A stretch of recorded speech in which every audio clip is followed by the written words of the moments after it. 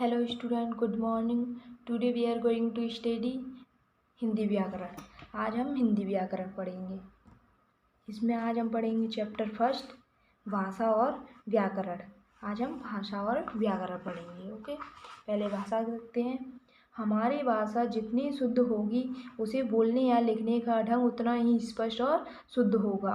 उतनी ही सरलता से हमारे विचार दूसरे लोग समझ सकेंगे और दूसरों के विचार हम समझ सकेंगे। हम अपनी भाषा में दूसरों तक संदेश दो तरीके से पहुंचा सकते हैं, या तो मुंह से बोलकर या फिर लिखकर। और हमारा लिखने का तरीका जितना अच्छा होगा, जितना स्पष्ट होगा, उतना ही अच्छे से दूसरों को हमारे विचार समझ आएंगे कि हम क्या बोल रहे हैं, और दूसरों के विचार हमें समझ आएंगे।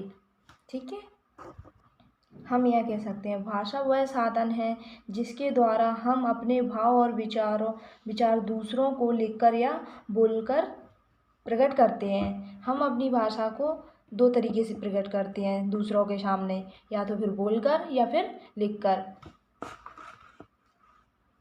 भाषा प्रकट करने के 3 रूप हैं: मौखिक भाषा, लिखित भाषा और सांकेतिक भाषा। हम अपनी भाषा को कितने रूपों में प्रकट करते हैं? मौखिक भाषा, लिखित भाषा और सांकेतिक भाषा। हिंदी में भाषा का केवल 2 रूपों में ही प्रयोग होता है। ठीक है, फर्स्ट मौखिक भाषा। जिस भाषा का प्रयोग कर हम अपनी बात बोलकर दूसरों को समझाते हैं, उसे मौखिक भाषा या कथित भाषा कहते हैं। जैसे किसी व्यक्ति का भाषण देना। ठीक है, मौखिक भाषा क्या होता है? जिसे हम किसी दूसरे सामने वाले को बोलकर समझाते हैं, जैसे भाषण देना। ठीक है, अब हम नेक्स्ट पेज पे चलते हैं।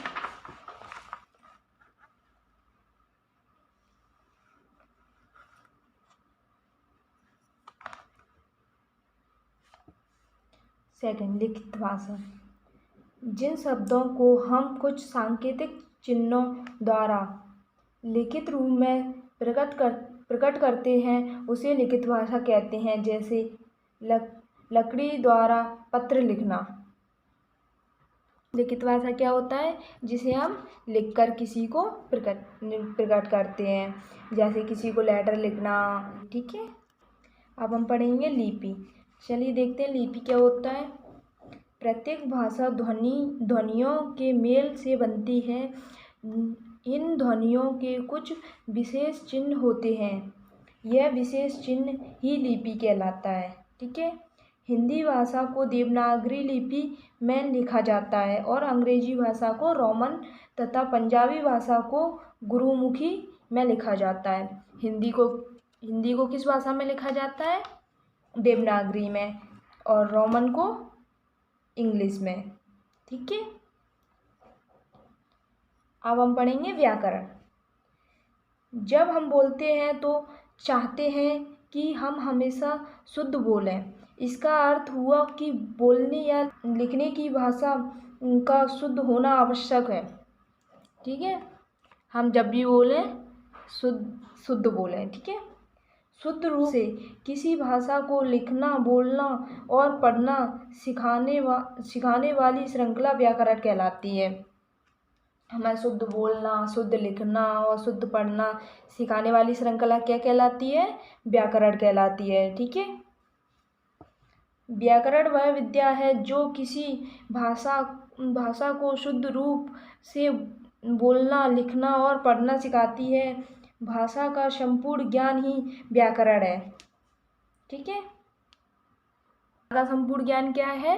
व्याकरण, जो हमें लिखना, बोलना और पढ़ना सिखाती है। व्याकरण के 3 आधार होते हैं। फर्स्ट, वर्ड विचार, शब्द विचार और वाक्य विचार। व्याकरण के कितने आधार होते हैं? 3, वर्ड विचार, शब्द विचार और वाक्य विचार। ठीक है, चैप्टर फर्स्ट हमारा फिनिश हो गया है। आई होप कि आपको अच्छे से समझ आया होगा भाषा क्या होती है, व्याकरण क्या होता है। ठीक है, बाय बाय।